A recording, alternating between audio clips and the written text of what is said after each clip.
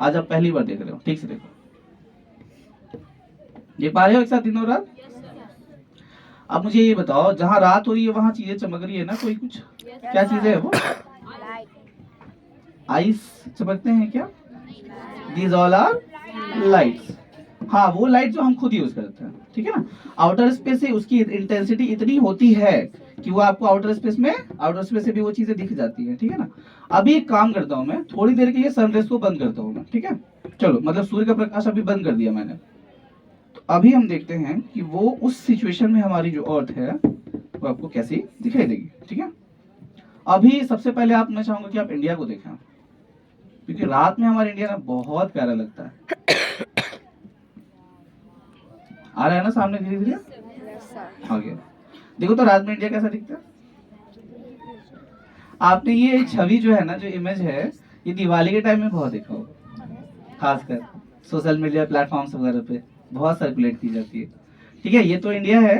अच्छा, जापान कितने लोग देखना पसंद करेंगे? देखो तो एक ड्रैगन लाइक स्ट्रक्चर दिख रहा है क्या? एक ड्रैगन की तरह संरचना है, वो आपका हो गया जापान। और जापान के ठीक नीचे पाँव के पास देखो एक टुकड़ा दिख रहा होगा, that one is south Korea.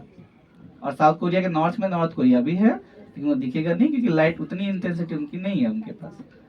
और एक बार मैं चाहूंगा आप यूरोप फिर से देखो, देखो तो यूरोप फिर से वो जो छिपकली वाला इलाका था, कितना चमक रहा है, बहुत ज्यादा चमक रहा है। आपको पता ही होगा, यूरोप एक ऐसी कॉन्टिनेंट है जो बहुत ज्यादा एनर्जी का प्रोडक्शन करता है और कंजम्पशन भी बहुत ज्यादा है उनका, इसके कारण इतनी इंटेंसिटी दिख रही है। और आप एक बार नॉर्थ अमेरिका चलो मेरे साथ, क्योंकि यहाँ पे एक एरिया है जो बहुत ज्यादा चमक रहा है, देखो तो सामने दिख रहा है, यूएसए।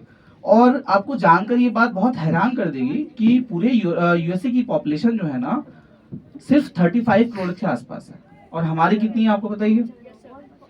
More than 140 crore. फिर भी इतनी इंटेंसिटी यहाँ लाइट की देखी जा रही है।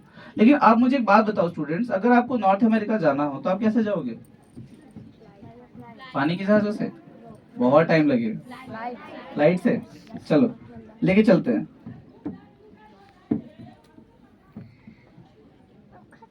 क्या चीजें हैं ये?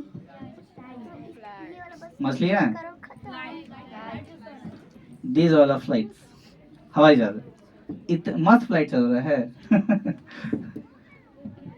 हाँ मस्त तो है, क्योंकि इतनी सारी हवाई जहाजें उड़ रही हैं हमारे वायुमंडल में, लगातार हर वक्त उड़ रही है। देखो तो कितनी सारी हैं। इसी में से किसी में आप भी बैठे होगे या बैठ चुके होगे ऑलरेडी। चलो इंडिया को देखते हैं, इंडिया में क्या सिचुएशन है हमारी।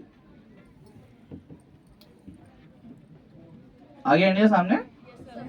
अच्छा देखकर बताओ तो, इंडिया में फ्लाइट्स कम है, ज्यादा है कि ठीक ठाक है? मीडियम में। हम लोग सब चीज में मीडियम क्यों है हमेशा? या तो बढ़ा दो या तो घटा दो।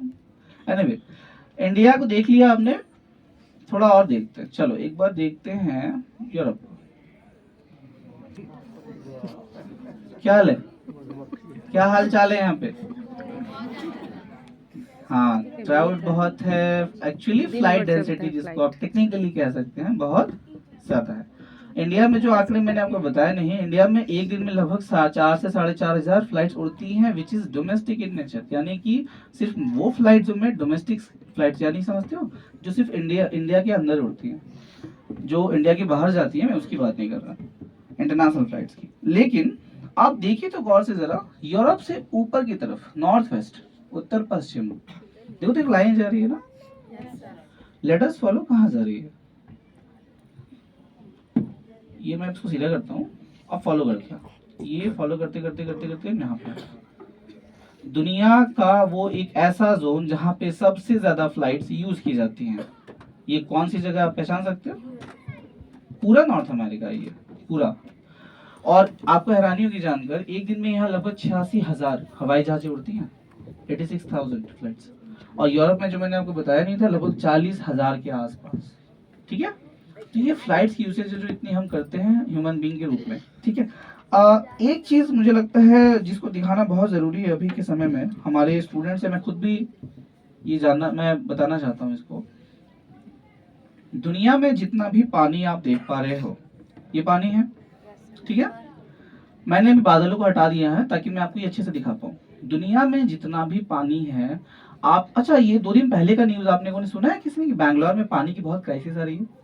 किसी ने ये सुना है? न्यूज़पेपर से में या टीवीज में देखा होगा आपने। बैंगलोर में पानी की हालत इतनी खराब है, पानी पीने की जो आपको नहीं मिल रहा पानी। आप ये एकदम, मैं आपको परसों की बात बता रहा हूँ, आज भी ये प्रॉब्लम आप वहाँ पे न्यूज़पेपर में पढ़ा होगा, जो बच्चे बड़े हैं उन्होंने सुना भी होगा एटलीस्ट। तो पानी की इंपॉर्टेंस क्यों बढ़ती जा रही है? क्योंकि हमारे इंडिया में ही पानी की क्राइसिस बहुत जल्दी अब दिखी जा रही है। आपने बैंगलोर का मैंने नाम लिया, मध्य प्रदेश में भी पानी की क्राइसिस है। आपने अभी महाराष्ट्र का नाम किसी ने सुना होगा बच्चों ने, हमारी जहाँ मुंबई है, सुना है सबने? उसके पास एक जगह है औरंगाबाद। एक औरंगाबाद बिहार में है, लेकिन एक औरंगाबाद वहाँ पे भी है, ठीक है ना? हाँ जी, वहां पर पानी की बहुत क्राइसिस देखी जा रही है। और आंध्र प्रदेश में भी कुछ जगह है जहाँ पे देखी जाती है, और ये आस्ते आस्ते ग्रेजुअली हर जगह हो रहा है इंडिया में। अब मैं आपको दिखा रहा हूँ कि मैं बता क्यों रहा हूँ ये बातें आपको। दुनिया में ये जितना भी पानी है, ग्रेजुअली अगर ये धीरे धीरे खत्म होता जाएगा, सूखता जाएगा, क्योंकि गर्मी बढ़ती जा रही है, इवापोरेशन ज्यादा हो रहा है, पानी जितनी मिलेगी नहीं उससे ज्यादा इवापोरेट हो जाएगी, और धीरे धीरे हमारा दुनिया ऐसा परिवर्तित हो जाएगा, बन जाएगा, ट्रांसफॉर्म हो जाएगा, और बिना पानी के हमारी पृथ्वी ऐसे दिखाई देगी। ऐसा पृथ्वी चाहते हैं हम सब? देखो, मैं ये नहीं कह रहा कि आप पानी का यूज मत करो, सब कहते हैं कि पानी को संभाल के यूज करना है, वेस्ट नहीं करना है, सुनते हैं डेली, यही सब सुनने को मिलता है। कितने लोग फॉलो करते हैं? मैं खुद भी नहीं करता इस बात को फॉलो, क्योंकि हमारे जीवन यापन में ही ये आदतें नहीं बनाई जाती हैं। तो हमें ये हैबिट्स डेवलप करनी होंगी, आदत एक दिन में नहीं बनती, ठीक है? ग्रेजुअली ये हमें डेवलप करना होगा कि पानी को कम से कम हम लोग यूज करें। अब इसका मतलब ये कि आप नहाना बंद कर दें, ठीक है?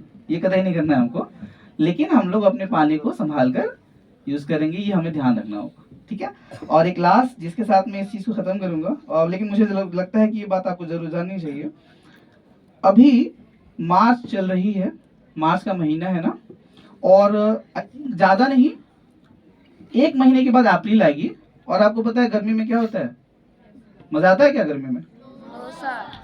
आप नहीं, लेकिन यहाँ जो टीचर्स और मैम बैठी हुई हैं, जो एटलीस्ट 30 या 35 प्लस जो लोग भी होंगे यहाँ पे, उन्होंने ये फील किया होगा कि आज से 10 साल पहले जो गर्मी पड़ा करती थी, अब 10 वर्ष के बाद गर्मी अत्यधिक बढ़ चुकी है।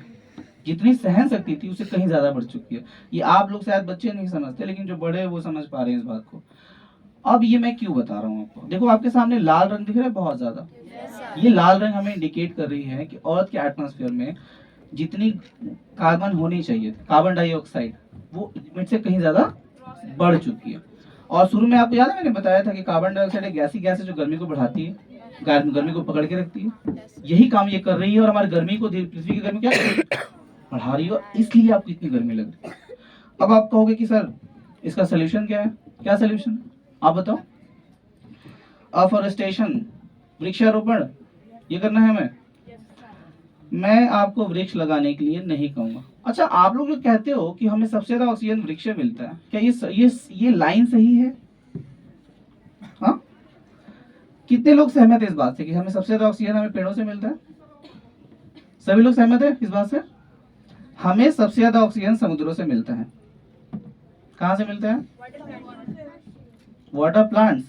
चलिए, ये इंफॉर्मेशन मैं आपको नहीं दे रहा हूं, मैं आपको सिर्फ एक वाक्य बता रहा हूं, एक सेंटेंस, कि हमें सबसे ज्यादा ऑक्सीजन पेड़ों से भी ज्यादा ऑक्सीजन समुद्रों से मिलता है। अब ये अगर मैं कह रहा हूं तो इसमें जरूर कोई तथ्य होगा, मैं ऐसे ही तो बोलूंगा नहीं आपको, ठीक है? ये आप स्टडी करना चाहिए कि ऐसा मैंने क्यों कहा आपको, ठीक है?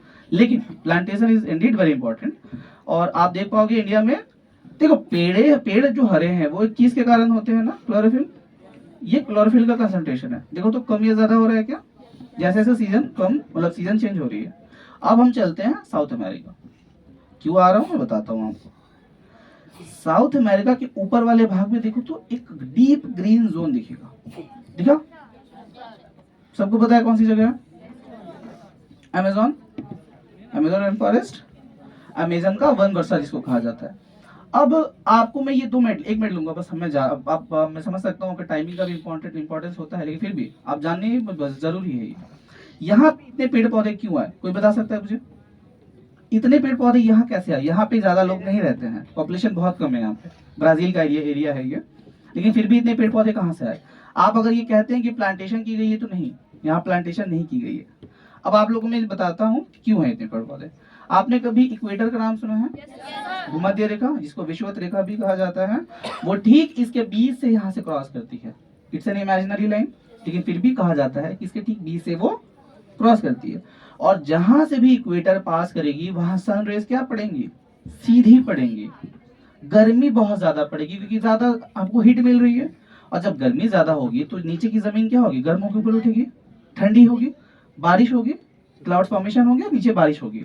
और जहां पे बहुत ज्यादा बारिश होगी वहां पे हर वो चीज जो पेड़ों को खाना बनाने के लिए चाहिए वो ज्यादा मिलेगा उसको, और पेड़ पौधे क्या होगा? ग्रेजुअली जाएंगे। और यही कारण है कि इंडिया के साउथ में भी आपको ज्यादा फॉरेस्ट देखने को मिलते हैं, क्योंकि वहाँ हीट थोड़ी ज्यादा होती है। अंडरस्टूड? इसलिए इतने पेड़ पौधे लगे या हमें लगाने की जरूरत नहीं पड़ी।